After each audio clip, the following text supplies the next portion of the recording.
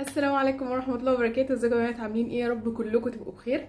فيديو النهاردة يعني بنات كتير طلبته مني، وهو ان انا اجرب منتجات ايفون الجديدة.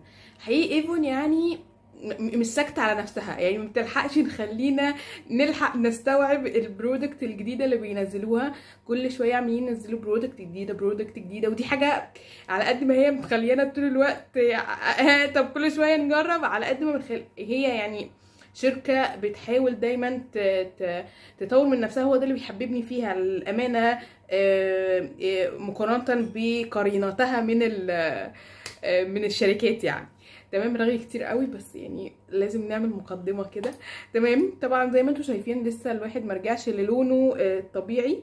تمام، بما ان لسه مرجعناش للونه الطبيعي، فدي فرصة كويسة جدا ان احنا نعمل لوك برونزي كده تبع السمر والتاني ومش عارفه ايه. وعندنا برودكت من ايفون، يعني هو ده الوقت المثالي اللي احنا نستخدمه فيه. الامانه برودكت قمر، هكلمكم طبعا عنه. فيلا بينا نبتدي لان معانا منتجات كتير جديده، فيلا بينا. يلا هنبتدي مع بعض بالكريم ده من ايفون. ده شكله بصوا اهو، اسمه استراليان. كلمتكم عليه قبل كده على انستجرام لو متابعيني. ده كريم جديد نازل من ايفون، بس هو عندي انا. ثانيه واحده هوريكم. خلصان مش جديد. البرودكت ده من ساعه ما جالي وانا بستخدمه لغايه درجه ان انا خلصته. بعتبره البديل، بصوا شكله عامل زي جل بالظبط. بديل الكريم بتاع اوروفلام، اللي هو بشجره الشاي، في مجموعه شجر الشاي. ده بديله الاحسن، يعني ده فيرجن احلى منه، لانه جل وخفيف في نفس الوقت، بيرطب البشره، ما بيطلعش حبوب. حلو جدا، مش بحبه. انا خلصته الحمد لله اهو قدام عينيكم مخلصاه. فده من الحاجات الحلوه اللي جربتها من ايفون الحقيقه الفتره الاخيره. معيش برودكت كتير جديد يعني للحواجب من ايفون، لان انا تقريبا عندي كل منتجات ايفون بتاعت الحواجب كلها. فهستخدم برودكت وبحبها كلها على فكره، كلهم زي ما قلت لكم قبل كده في ريفيو عن منتجات الحواجب من ايفون كلها. مفيش منتج حواجب من ايفون تقريبا من اول الباودر لحد الجل لحد القلامه طلع وحش. فهستخدم الباليت بتاعت الباودر دي، تحفه، كلمتكم عليها 100,000 مره. هستخدم الدرجه البني دي عشان حواجبي لسه انا كنت مشقراها، فهي ولا لسه متشقره قوي ولا رجعت لونها طبيعي. فهستخدم درجه متوسطه اللي هي البني. تمام، وهستخدم الفرشه بتاعه توب فيس التحفه. تمام، لرسم الحواجب. دي هتلاقوها عند صفحه يلا شوبينج، وحاجات ايفون كلها طبعا عند صفحه بيبو. خلصت حواجبي يا بنات، ودلوقتي هنضف حواجبي بالباليت ديت من ايفون، برضو باليت الكونتور الفاتحه عشان فيها 3 درجات. دي افتح درجه. تمام، دي زي ما انتم شايفين هي بستخدم الدرجات دي ككونسيلر اهي كده. هنضف بالدرجه الفاتحه ديت. والفرشه دي برضو على فكره من ايفون. بصوا هنا سبولي، وهنا اهي شكلها عامل كده ستريت كده. تمام، بحب قوي المرايه بتاعت البالت دي كبيرة. انا عندي منها بقى الفتحة دي، وعندي منها الغامقة بتاعت الكونتور، خطيرة. احلى بالت كونتور ممكن تشتروها دراج ستور.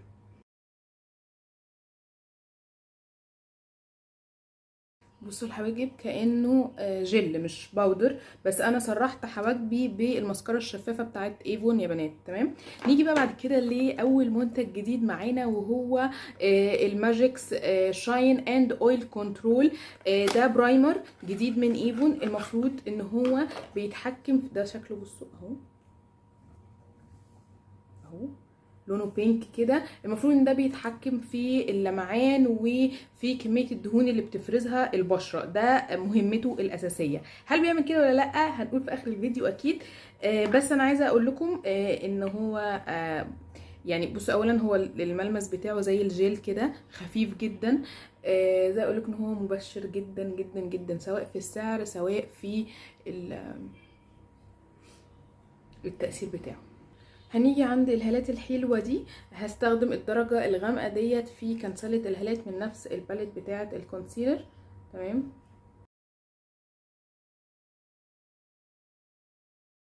بصوا بقى، طبعا زي ما انتم شايفين انا لسه ما رجعتش للوني الطبيعي.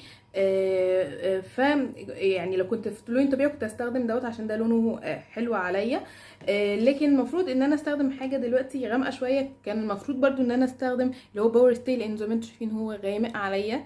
تمام، يعني هو اغمق من درجتي دلوقتي.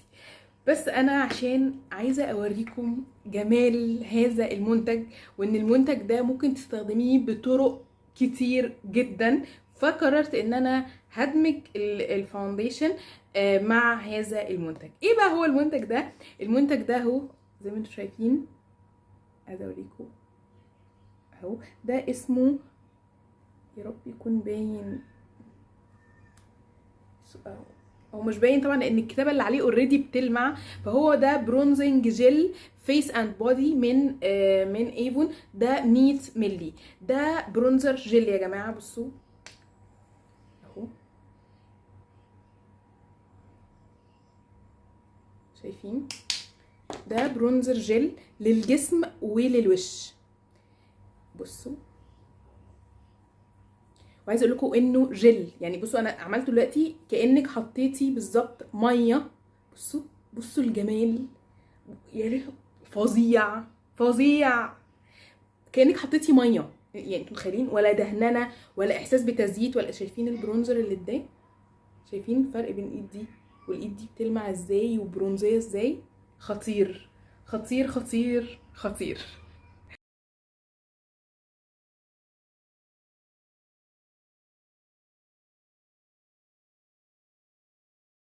بستخدم فرشتي المفضله الفتره الاخيره من توب فيس للفاونديشن، ودي هتلاقوها عن صفحه يلا شوبينج.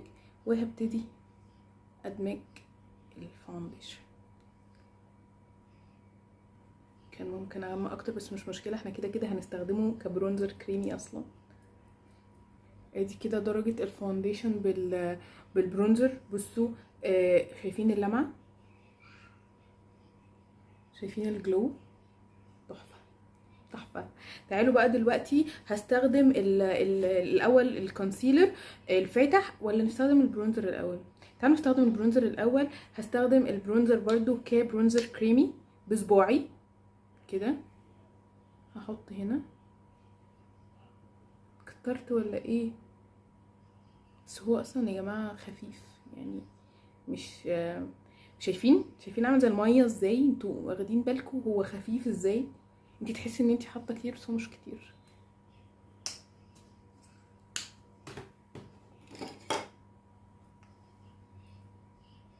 شايفين؟ هو مش كتير خالص.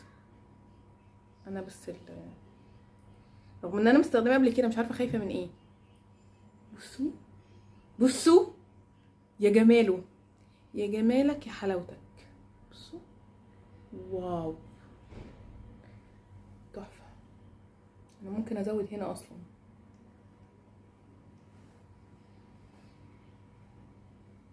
شايفين؟ مش بيلطع خالص ومش بيديكي بيجمنت اوفر.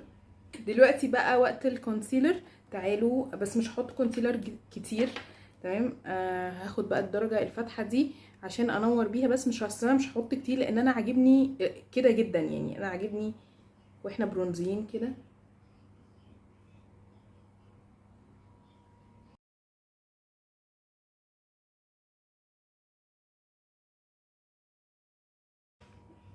بصوا البشره انا مبسوطه قوي بجد، تحفه. هنيجي لتثبيت البشره. للامانه انا ما عنديش، او البودر اللي كانت عندي من ايفون وزعتها لان هي انتوا عارفين انا ما بحبهاش. فانا هستخدم البودر بتاعتي من لورا مارسييه لان انا عايزه اخلصها. لان دي الايديشن القديم جدا من ساعه ما ابتديت اشتري ميك اب وهي عندي. فانا عايزه اخلصها بقى عشان كفايه عليها كده. فهستخدمها في تثبيت البشره.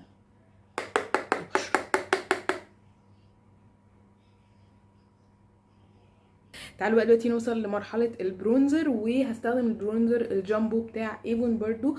الدرجه دي اسمها برونز اند جلو. تمام.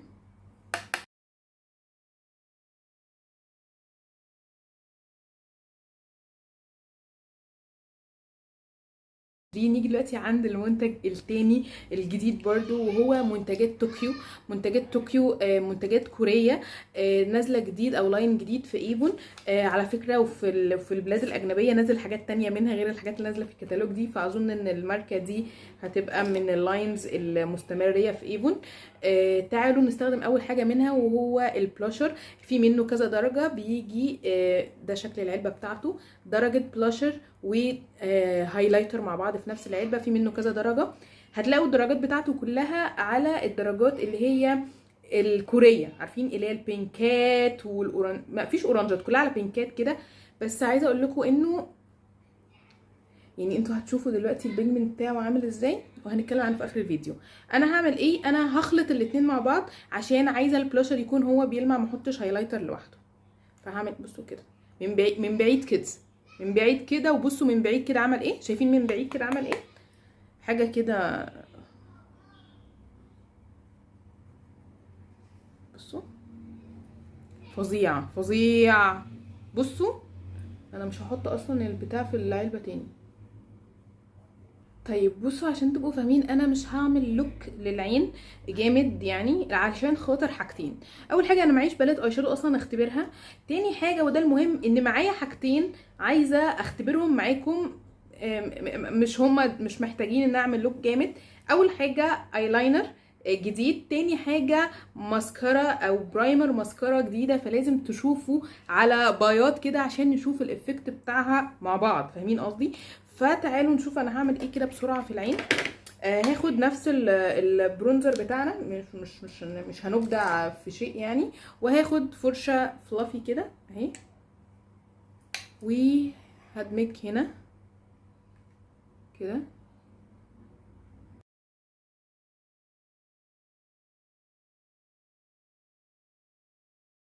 وبعدين هاخد نفس اللون يا بنات، وهبتدي ادمجه في طرف العين كده الخارجي، ادمجه على فوق كده. شايفين؟ مفيش اي ابداع في الموضوع،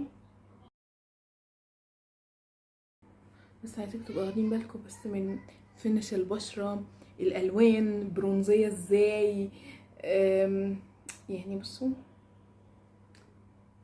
ركزوا معايا. مش عارفه مالي النهارده. وبعدين هرجع بالهايلايتر اللي في الباليت بتاعت الاي شادو بكل سلاسه، تمام. وهاخده بفرشه فليت صغنونه كده، وهحطه في اول العين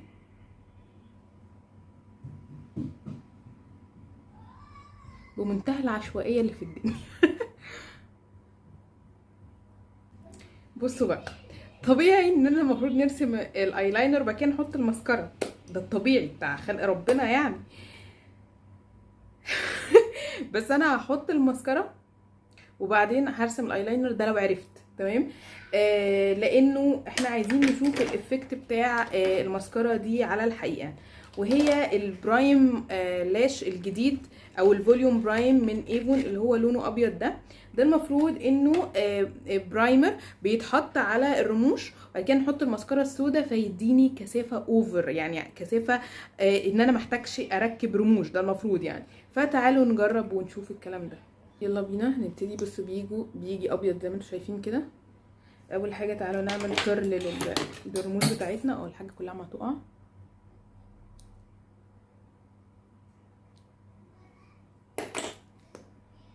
يلا بسم الله. هو ما بيحطش ولا ايه؟ ولا بتهيألي؟ لا لا بيحط يا جماعه، انا اللي عندي مشكله.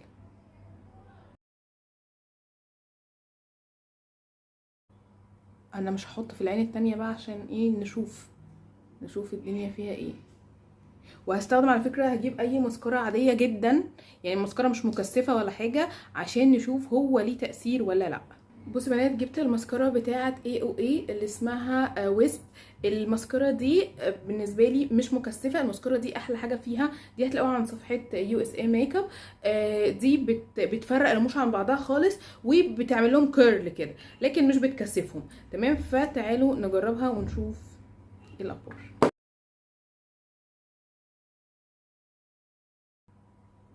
انا نسيت اقول لكم على حاجه، ان البرايم الابيض ده حرقني في عيني سيكا سيكا، عشان بس ايه ما نقفورش برضه. بصوا كده يا بنات، مش شايفه الافكت الواو الصراحه، يعني مش طبعا فرق بين هنا وهنا، بس يعني عشان هنا مش محطوط مسكره. تيجي نحط مسكره هنا لوحدها ونشوف هيبقى في فرق ولا لا. طب والله اللي عمل كده عشان ما نظلمش المنتج برضو يعني.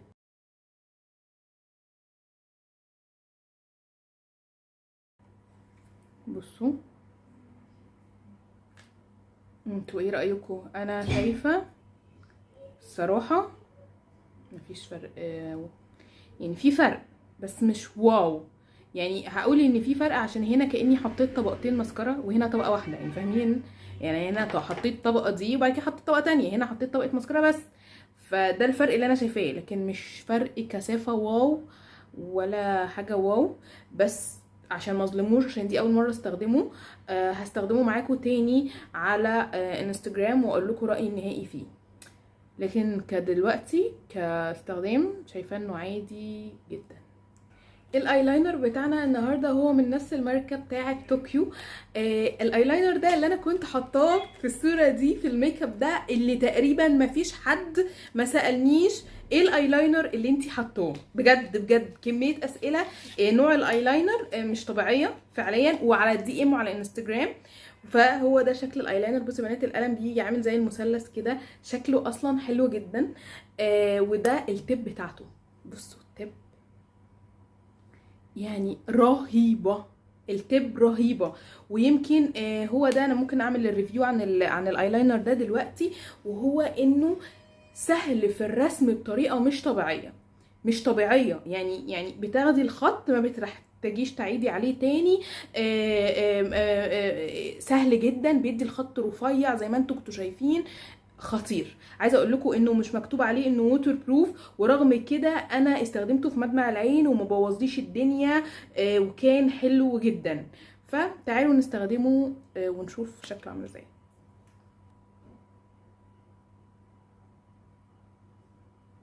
شايفين رفع القلم؟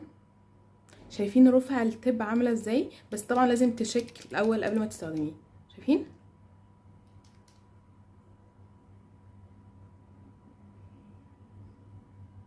طبعا ان احنا حطينا الماسكارا الاول دي حاجه مش عارفه اقول ايه عليها.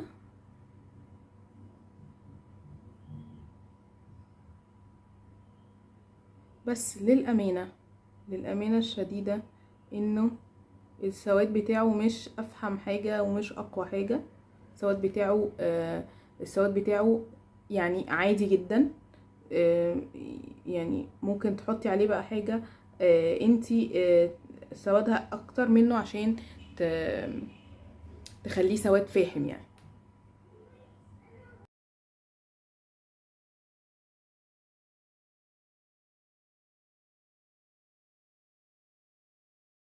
بنات، في حاجه مهمه عايزه اقولها. شوفوا انا شكرت في القلم ده ازاي، بس في حاجه غريبه جدا. القلم وانا برسم بيه العين التانية لقيته، بصوا بيعمل ازاي، كانه ناشف. فانا مش فاهمه ده معناه ايه. يعني ايه، هو استخدام مره واحده ولا ايه يعني؟ ليه بيعمل كده؟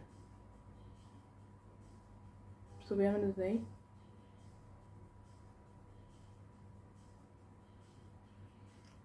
لان انا ما استخدمتوش اصلا غير في المره اللي انا استخدمتها معاكم.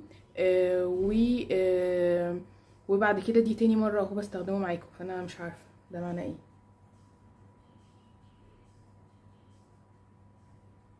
بصوا، بالنسبه لكلامي عن الايلاينر انا سحبت نصه، هقول لكم ليه دلوقتي بالتفصيل. بس حبيت اقول لكم على التركيه دي. انا همسك الرموش بتاعتي وزي ما انتم شايفين هلزقها من قدام عادي جدا، بس هاجي من ورا. بصوا هروح لازقاها على الايلاينر، على طرف الايلاينر، بحيث ان يبقى في فراغ بين رموشي وبين الرمش اللي فوق، فيبان الوينج عريض من ورا او عيني اوسع او الرموش اكثف. فاهمين الفكره؟ يعني بدل ما هلزق الرموش على رموشي على طول، لا هرفع الرموش من ورا على رسمه الايلاينر نفسها. وبعدين يا بنات هرجع بالبرونزر برضو بفرشه دمج صغننه شويه، وهبتدي احط اللون تحت العين كده.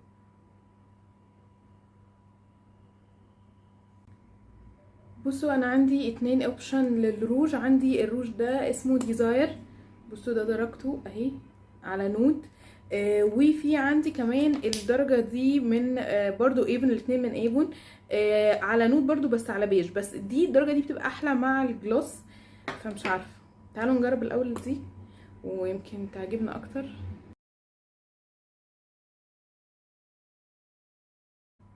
خلصنا اللوك كده يا بنات، بصوا كده ايه رايكم؟ البشره شكلها حلو جدا. تعالوا بقى نقول راينا كده في المنتجات سريعا. الجديده طبعا بالنسبه للكريم، قلت لكم الكريم ده مش جديد، ده حاجه كده خلصتها جميله جدا. تعالوا بقى نخش في التقيل، في البرايمر ده اللي هو اللي بيتحكم في الشاين اند اويل كنترول. البرايمر ده حلو جدا جدا جدا جدا بالنسبه لسعره. نحط 100 خط تحت سعره، لان البرايمرز اللي بيتحكموا في الدهون وبيتحكموا في الاويل دايما باسعارهم عاليه شويه. فالبرايمر ده كون ان سعره تقريبا 100 وحاجه تقريبا على ما اتذكر، وبيتحكم بالظبط بنسبة 70% في افراز الدهون. مش بيمنعها خالص، ولا بيخليكي ما تفرزيش دهون خالص، لا لا لا، بس بيتحكم بنسبة 70%، ودي نسبة حلوة جدا جدا جدا، على الاقل ما تقفلش مسامك وتبوظ لك وشك. فالنسبة اللي هو بيتحكم فيها في عز الحر في الدهون وفي لمعان البشرة، البرايمر ده عظيم بالنسبة لي. كملمس على البشره، بيخلي البشره زي الفيلفت كده، حلو جدا. زي ما قلت الجوده او الحاجه اللي بيقدمها زي ما هو بيقول، بالنسبه للسعر حاجه ممتازه في متناول اي ايد اي بنت، خاصه البنات اللي بشرتهم دهنيه او بتفرز دهون كتير. المنتج ده كويس جدا، هيتحكم لك في نسبه كويسه جدا من افراز الدهون، فعجبني بصراحه جدا ويستاهل ثمنه ويستاهل انتوا تجربوه.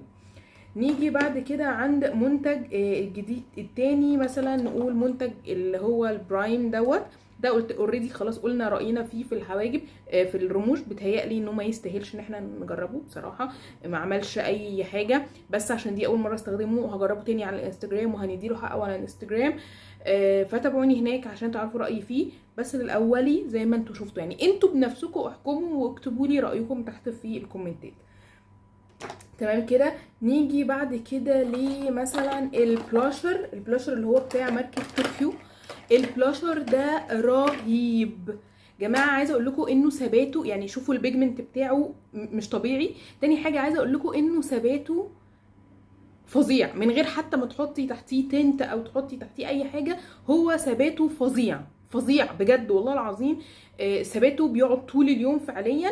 فالبنات اللي بتدور على حاجه تثبت معاهم طول اليوم، اليكي هذا البلاشر تحفه، والبيجن بتاعه تحفه. بالنسبه للهايلايتر اللي فيه حلو جدا قوي جدا، ولكن عشان تبقي عارفه انه في يعني ذرات كده يعني جليتريه شويه، مش اوفر لكن فيه، عشان بس نبقى ايه يعني فير.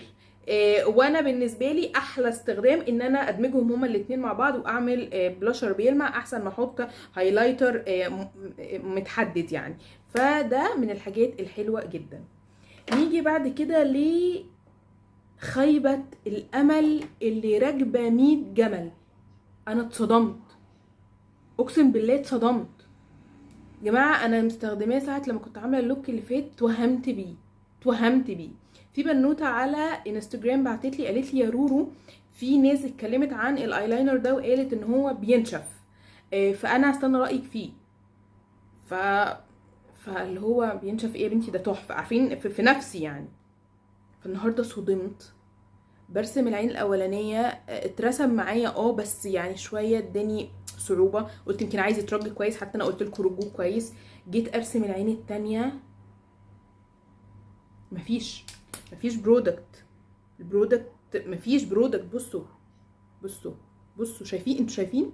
مش بيعمل. حتى الخطين اللي انا رسمتهم دلوقتي دول عشان انا استخدمت، خدت السن بتاع القلم، لان السن رهيب، السن بتاعه تحفه يا جماعه، بيرسم يعني. انا هستخدمه بعد كده فرشه، انتوا متخيلين هو السن بتاعه تحفه ازاي؟ السن بتاعه مش طبيعي. وخدت من ايلاينر تاني بتاع ايسنس ده، وخدت منه ورسمت الايلاينر بتاعي. فاللونين دول من الايلاينر التاني، لكن بصوا هو ده جديد، ده انا ما استخدمتوش غير في الفيديو اللي انا قلت لكم عليه. ايه ده بقى؟ ده اسمه ايه بقى؟ اسمه ايه ده؟ اسمه ايه ده؟ حد يقول لي من ايفون لو سمحتوا. الناس المسؤولين في ايفون، ما هذا الذي؟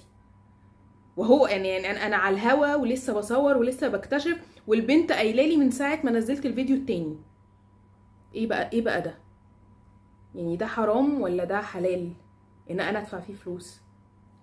نو كومنت، والله العظيم بجد نو كومنت. اخر حاجه هتكلم عليها هذا المنتج المعجزه اللي يعني الى حد كبير صبرني على صدمه الايلاينر ده. المنتج ده يا جماعه تحفه. اول حاجه 100 مللي يعني كتير، يعني هيقعد معاك حبه حلوين لو مش هتستخدميه لجسمك طبعا، لان لو استخدميه لجسمك هيخلص بسرعه. تاني حاجه سعره برضو كان سعره 100 وحاجه، فاللي هو رائع. تاني حاجه التكتشر بتاعته جل، يعني جل، مفيش بقى زيوت وتلزيق وتزييت، جل بينشف بسرعه جدا، تحسي ان انت حطيتي اي حاجه بيدي لمعه جميله جدا. زي ما انتم شايفين ليه 100,000 استخدام، ممكن تستخدميه للجسم زي ما انت شايفه. مكتوب عليه اصلا، مكتوب عليه ان انت لو انت عامله تان فانت ممكن تحطي حبه منه على الكريم المرطب بتاع بشرتك وتدهنيه ككريم مرطب، وفي نفس الوقت يديكي تان فظيع. زي ما انتم شفتوا انا دمجته مع الفاونديشن، ما كلكعش، ما عملش اي حاجه. بصوا شكل الفاونديشن فلاولس ازاي على البشره. استخدمته كبرونزر كريمي رهيب رهيب رهيب رهيب. اي لاف ات بجد، والله العظيم المنتج ده يستاهل كل ربع جنيه بيدفع فيه. في ناس سالتني على انستجرام لما كنت كلمتكم عنه على انستجرام هل هو ووتر بروف. لا يا بنات مش مكتوب عليه ان هو ووتر بروف، عشان بس نبقى يعني واضحين.